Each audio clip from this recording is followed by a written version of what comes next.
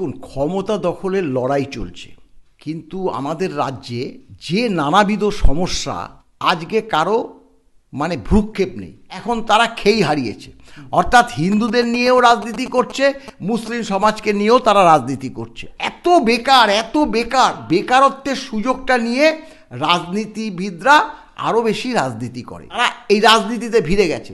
তারা জানে যে ওখানে গেলে পরে দুটো পয়সা রোজগার হবে। বর্তমান সরকার কি করছে, মুসলিম সমাজকে ব্যবহার করার জন্য তাদের মিথ্যা প্রতিশ্রুতি দিচ্ছে। মদের দোকান খুলে দিচ্ছে, সেগুলো খেয়ে ভুলে থাকছে বেকারত্বের জ্বালা। তারা এই যে উন্নয়নের নামে টাকা চুরি করছে, যে false vote, proxy vote, duplicate vote, মৃত ভোট, সব শাসক দল এসে জোর করে ভোটটা দিয়ে যেত। যাতে এসআইআরটা না হয় সেটা প্রথম থেকেই সচেষ্ট আছে এই রাজ্য সরকার। সামনে 26-এ নির্বাচন, আর এই নির্বাচনের পূর্বে প্রধান আলোচনার বিষয় যেখানে থাকার দরকার ছিল শিক্ষা, সমাজের উন্নতি, সকল শ্রেণীর নাগরিকের উন্নতি, সেখানে আলোচনার বিষয় হয়ে দাঁড়িয়েছে ধর্ম নিয়ে রাজনীতি করে আক্ষরিক অর্থে সমাজের বা সমাজের যে কোনো মানুষের, সাধারণ নাগরিকের উন্নতির কি কোনো চিন্তাধারা আছে এই রাজনৈতিক দলগুলির? কি মনে হয় আপনার? দেখুন, ক্ষমতা দখলের লড়াই চলছে, কিন্তু আমাদের রাজ্যে যে নানাবিধ সমস্যা, আমরা সরকারি কর্মচারী, এই কর্মচারী সমাজ কিভাবে ডিপ্রাইভ হচ্ছে সেটা আজকে কারো ভ্রুক্ষেপ নেই। আজকে এই যে এসএসসির 26,000 প্লাস পর্ষদ, প্রাইমারি প্রাথমিক পর্ষদ, তাদের 32,000, তারা অদূর ভবিষ্যতে চাকরিটা তাদের থাকবে কিনা সেই সমস্যায় তারা জর্জরিত। অথচ সেগুলো নিয়ে কিন্তু এতটা মাথা ব্যথা রাজনৈতিকবিদদের আমরা দেখতে পাচ্ছি না। আজকে এই যে ধর্মযুদ্ধে অবতীর্ণ হয়েছে শাসক দল এবং বিরোধী দলগুলো, যে কে কাকে টেক্কা দেবে, মুসলিম সমাজ আর হিন্দু সমাজ, এই ব্যাপারটা দেখুন। ঘটনাটা কি, আমরা কিন্তু এই যে আমাদের সরকারি দপ্তরে বহু মুসলিম কর্মী আছে। অন্তত আমার ডিপার্টমেন্টে, আমি 3-4টে ডিপার্টমেন্টে আমার ট্রান্সফার বদলি হয়েছে, 3-4জন করে মুসলিম সমাজ কিন্তু চাকরি করেছে। আমরা একদম কলিগ হিসাবে তাদের সঙ্গে ট্রিট করেছি। তারা কিন্তু আমাদের সঙ্গে যে এই যে তারা যে ধর্মে আলাগ, সেটা কিন্তু আমরা কোনোদিনও বুঝিনি। তারাও যেমন বুঝেনি তা বুঝি। কিন্তু এই ধরনের ঘটনা ক্রমান্বয়ে যদি ঘটে, একটা ক্লাসিফিকেশন হয়ে যাবে, যেখানে সেখানে এই ধর্ম নিয়ে আঘাত আনবে। তাতে কি হবে, মনোমালিন্য তার থেকে মারাত্মক একটা হিংসা চরিতার্থ হতে পারে। আজকে দেখছি, সত্যি কথা বলতে তো এর জন্য দায়ী আমাদের মূল শাসক দলই। শাসক দল আমরা প্রথম থেকেই দেখেছি, তারা এই মুসলিম সমাজকে পাখির চোখ করে বরাবর রাজনীতিতে গেছে। এবার দেখছি এমন একটা দাগা পেয়েছে যে এখন তারা খেই হারিয়েছে, অর্থাৎ হিন্দুদের নিয়েও রাজনীতি করছে, মুসলিম সমাজকে নিয়েও তারা রাজনীতি করছে। এখন তার দলেরই একজন বিধায়ক মুর্শিদাবাদে, হুমায়ুন কবির, যে ধরনের ঘটনা ঘটিয়ে দিল, আমরা তো অবাক। সত্যি কথা বলতে কি অবাক, যে মুসলিম সমাজ এতটা ক্ষোভ এই শাসক দলের প্রতি যে ছিল, সেটা আমরা তো হাড়ে হাড়ে টের পাচ্ছি। আমরা ভাবতে পারিনি কারি কারি টাকা উঠছে। অর্থাৎ এই যে বাবরি মসজিদ, সেটা হয়তো তৈরি হয়ে যাবে, আবার ওখানেই হয়তো কোনো হিন্দু বলবে আমরা এখন রাম মন্দির, এখানেই রাম মন্দির করব, পাশেই জায়গা খুঁজবে রাম মন্দির করার। তো এই সব চলবে। আজকে এত বেকার ভাবাই যায় না। আর বেকারত্বের সুযোগটা নিয়ে রাজনীতিবিদরা আরও বেশি রাজনীতি করে। কারণ আমরা তো দেখেছি, আমিও তো একসময় বেকার ছিলাম, পরবর্তীকালে চাকরির পরীক্ষা দিয়ে পেয়েছি। আমরা কি বেকারত্ব জ্বালা, মারাত্মক জ্বালা, সময়টাকে অতিবাহিত করার জন্য আমরা যেখানেই দেখতাম যে গেলে পরে ওই সমস্যাটা কিছুটা ভুলে থাকা যায়, সেখানেই আমরা দৌড়িয়ে যেতাম। আমরা রাজনীতিতে যেতাম না, কোনো ফুটবল খেলা হলে চলে যেতাম, কোনো ক্রিকেট খেলা হলে চলে যেতাম, বা কোনো নাচ গান ফাংশন হলে আমরা সেখানে চলে যেতাম, তাই নিয়ে থাকতাম, এবং সেটাই বরাবর এটা হয়। আর এখন তারা এই রাজনীতিতে ভিড়ে গেছে। তারা জানে যে ওখানে গেলে পরে দুটো পয়সা রোজগার হবে এবং তখন তারা চাকরি বাকরির কোনো চিন্তা করে না, তাদের মাথায় শুধু ক্ষমতা দখলের লড়াই, যে এই দলটাকে জেতাতে হবে, এই দলটাকে জেতাতে পারলে আমার কিছু সুরাহা হবে। স্যার একদম সরাসরি জানতে চাইবো, আপনি শাসক দল বললেন বা প্রধান বিরোধী দল বললেন বা যে কোনো রাজনৈতিক দলের কথাই বললেন যারা এই ধর্মটাকে নিয়ে বিশেষভাবে পর্যালোচনা করছে, বলছি তাদের নিজেদের যে উন্নতিগত যে দুর্বলতা, সেই দুর্বলতাকে আড়াল করার জন্য কি ধর্মকে ব্যবহার করার চেষ্টা করছে কোনোভাবে মনে হয়? দেখুন, ঘটনাটাতে দুর্বলতা ব্যাপারটা কি, আমাদের এখানে হিন্দুর একটা সংখ্যা আছে, মুসলিম সমাজের একটা সংখ্যা আছে। আমরা তো দেখেছি এই যে কংগ্রেস আমল আমি বেশি আমার মনেও নেই, কিন্তু আমরা ইতিহাস জানি যে সংখ্যালঘুরা সবসময়ই শাসক দলের পক্ষে থাকে। তার মূল কারণ তারা মনে করে শাসক দলের যদি আমরা পক্ষে থাকি তাহলে আমরা সুরক্ষাটা বেশি পাবো। আমরা যদি বিরোধী দলে যাই তাহলে শাসক দল আমাদেরকে সেভাবে ট্রিট করবে, অতএব আমরা শাসক দলের সঙ্গে চাই। তাই কংগ্রেস আমলেও মুসলিম সমাজ এই কংগ্রেসের সঙ্গে ছিল এবং বাম আমলেও মুসলিম সমাজটা এই শাসক দলের সঙ্গে ছিল, বামপন্থী।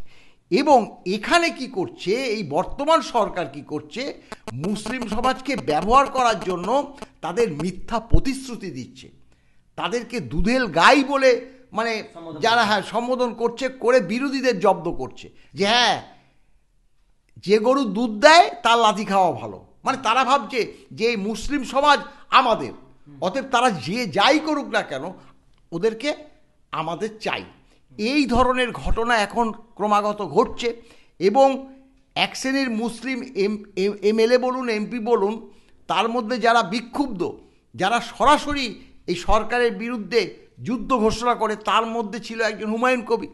এবং হুমায়ুন কবির এই জিনিসটাকে কাজে লাগিয়ে আজকে যে এই জায়গাটায় উঠে এসছে, এখন যারা মুসলিম সমাজ, শুধু মুসলিম সমাজ না, এখন অনেক এমএলএ এমপি, এমনকি এই শাসক দলেরই একজন এমএলএ, একসময় মন্ত্রীও ছিল বোধহয়, হুমায়ুন কবির বলেই একজন ছিল, তিনি দেখলাম যে হুমায়ুন বর্তমান যে এই বাবরি মসজিদ নিয়ে যিনি আন্দোলন করছে তার সঙ্গ দিয়েছে। তিনি বলছে যে আমার কাছে মেল আসছে যে কিউআর কোড পাঠান স্যার, আমরা টাকা দিতে চাই। মানে কারি টাকা ভাবাই যায় না, 2-3 দিনের 2-2.5 কোটি টাকা উঠে গেল, 3 কোটি টাকা উঠে গেল, আর এখনো অনেক ট্রাঙ্ক খোলা। মানে এই কত 250-300 কোটি টাকা লাগবে, সব টাকাই তো মুসলিম সমাজ দিয়ে দেবে। তাহলে আজকে দেখুন এত টাকা উঠছে, আজকে মানুষ খেতে পাচ্ছে না। এই শীতের রাতে আপনি যদি কোনোদিন রাতে কোনো বাস আড্ডাতে যান বা কোনো রেলওয়ে স্টেশনে যান, দেখবেন ফুটপথে যান, তারা কুকরি মেরে শুয়ে থাকে, তাদের গায়ে একটা চাদরও থাকে না। এইভাবে মানুষগুলো বেঁচে আছে। সাধারণ যারা বেকার তারা বিপথে চালিত হচ্ছে। বিপথে চালিত করার জন্য এই সরকার আছে, কারি মদের দোকান খুলে দিচ্ছে, সেগুলো খেয়ে ভুলে থাকছে বেকারত্বের জ্বালা। সমাজটাকে শেষ করছে বর্তমান সরকার। আমরা জানি যে বিজেপি যদি চলে আসে ভালো হবে কি না মন্দ হবে সেটা এই মুহূর্তে বলাটা ঠিক না ঠিকই, কিন্তু ভালো হবে বলে আমরা মনে করতে পারি। এই কারণে যে আমরাও ভেবেছিলাম যে বামফ্রন্ট সরকার চলে গেলে পরে তৃণমূল সরকার আসলে অনেকটা সুরাহা হবে, সাধারণ মানুষেরও যেমন হবে, কর্মচারী সমাজেরও হবে। কিন্তু দেখেছি যে বাম সরকার যতটা না আমাদের এই যে মানে ওই বঞ্চনা করছে, তার থেকে অধিকতর বর্তমান সরকার করছে। সাধারণ মানুষকে বাঁচতে দিচ্ছে না, এই অবস্থায় এসে দাঁড়িয়েছে। তারা এই যে উন্নয়নের নামে টাকা চুরি করছে, তাহলে এই ধরনের ঘটনা যদি একটা সরকার করে, এই সরকারকে তো এবার উৎখাত করতেই হবে। সেটা তো আর আমার হাতে নেই, সেটা সম্পূর্ণভাবে সাধারণ মানুষের হাতে। এবং এটা তো ঠিক যে এত দুর্নীতির পরেও এই সরকারটা কিভাবে জিতে যেত, এটা সবার মনেই সন্দেহ ছিল। কিন্তু আমরা জানতাম, আমরা খোদ সরকারি কর্মচারী বলে জানতাম যে false vote, proxy vote, duplicate vote, মৃত ভোট সব শাসক দল এসে জোর করে ভোটটা দিয়ে যেত।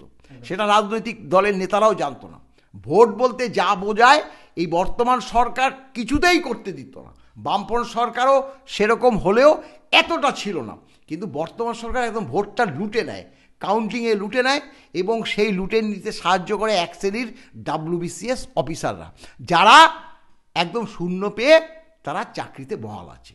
এইভাবে স্যার, জিতে একদম একদম এই প্রসঙ্গেই জানতে চাইবো, ইতিমধ্যে যে তথ্য সামনে আসছে, সর্বোচ্চ আদালত তথা সুপ্রিম কোর্ট থেকে একটা, যেখান থেকে আইনজীবীদের সওয়াল ছিল, মামলাকারীদের আইনজীবীদের, যে বিএলওদের একটা সুরক্ষার প্রসঙ্গ রয়েছে পশ্চিমবঙ্গে, যে প্রসঙ্গে বিচারপতিরা জানিয়েছেন যে CRPF তথা কেন্দ্র সরকার কেন্দ্রীয় যে জওয়ান তাদেরকে দিয়ে সুরক্ষা প্রদান করা যেতে পারে। দেখুন, প্রথমত যেটা বলছি যে নির্বাচন কমিশন কিন্তু খোদ রাজ্য সরকারি কর্মচারীদের বিএলও করার জন্য বলেছিল রাজ্য সরকারকে। যদি উপায় না থাকে, তার পরবর্তীকালে শিক্ষক সমাজ হোক বা অন্য ধরনের কর্মচারী হোক, তাদের দিয়ে বিএলও করতে হবে, এটা রাজ্য সরকারের উপর নির্ভর করত। রাজ্য সরকার কিন্তু খোদ সরকারি কর্মচারীদের কাউকে নেয়নি। তারা এমনকি মাধ্যমিক উচ্চ মাধ্যমিক স্তরের যে শিক্ষক তাদেরও নেয়নি। তারা কি তাদের কাদের নিয়েছে? প্রাইমারি স্কুলের শিক্ষকদের, তারপরে পার্ট টাইম যে শিক্ষক আছে, এছাড়া আছে আপনার ওই আশাকর্মী আছে, এই ধরনের কর্মচারী সমাজ নিয়ে তারা বিএলও তৈরি করে নির্বাচন কমিশনকে পাঠিয়েছে। এবং সুস্থ মতো যাতে SIRটা না হয় সেটা প্রথম থেকেই সচেষ্ট আছে এই রাজ্য সরকার, যার জন্য তাদেরকে হুমকিটা রাজ্য সরকারই বেশি দিয়েছে। বিরোধীরাও দিয়েছে, রাজ্য সরকারও দিয়েছে। তারা স্বাভাবিকভাবে যে তারা অনেকেই ভেবেছে, তাহলে প্রথমত তাদের যে অভিজ্ঞতা খুবই কম, তাদের তো যে ধরনের কর্মচারী সমাজকে বিএলও করেছে তাদের মধ্যে বেশ কিছু আছে যারা কিছুই জানে না, আশাকর্মীরা আছে, যারা পার্ট টাইম টিচার আছে, এই ধরনের কর্মচারী সমাজও আছে, তাদের অভিজ্ঞতা কম। আমরা সরকারি কর্মচারীরা আমরা প্রত্যেকবার ভোট নিতে যাই, DCRCতে বসি, আমাদের যে সকল অভিজ্ঞতা আছে তাদের অভিজ্ঞতা নেই, তার জন্য তারাও ঘাবড়ে গেছে, তারাও ভয় পেয়েছে। ভয় পেয়ে তো তারা অনেকে হার্ট অ্যাটাক বলুন বা অসুস্থতা বলুন, এইভাবে তারা অসুস্থ হয়ে গেছে, কয়েকজনের প্রাণও গিয়েছে, এবং যার জন্যই মামলা হয়েছে। মামলা হওয়ার পর সর্বোচ্চ আদালত একটাই প্রশ্ন করছে যে বিএলওদের সুরক্ষা দিতে হবে। নির্বাচন কমিশন বলছে হ্যাঁ, সুরক্ষার ভার তো রাজ্য সরকারকে, আমরা বারংবার চিঠি দিয়েছি, এই যে দেখুন চিঠি দিয়েছে রাজ্য সরকার। যদি নিরাপত্তা না দিতে পারে, তার পুলিশ যদি নিরাপত্তা না দিতে পারে, আজকে দেখলাম যে তারা সেন্ট্রাল ফোর্স দিয়ে প্রয়োজনে তাদেরকে সিকিউরিটি দেওয়ার কথা বলেছে। এখন তো প্রায় শেষের মুখে, আর বিএলওদের কদিন কাজ আছে জানি না।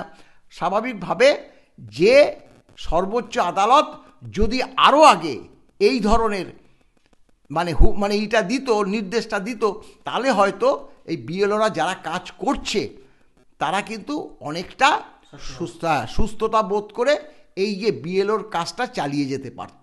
কিন্তু তারা আতঙ্কগ্রস্ত হয়ে এতদিন পর্যন্ত কাজ করেছে। আশা করছি আর যে কজন কাজ হবে এবার সিকিউরিটি পাবে, সিকিউরিটি পেলে তারা বাকি কাজটা সুসম্পন্ন করতে পারবে।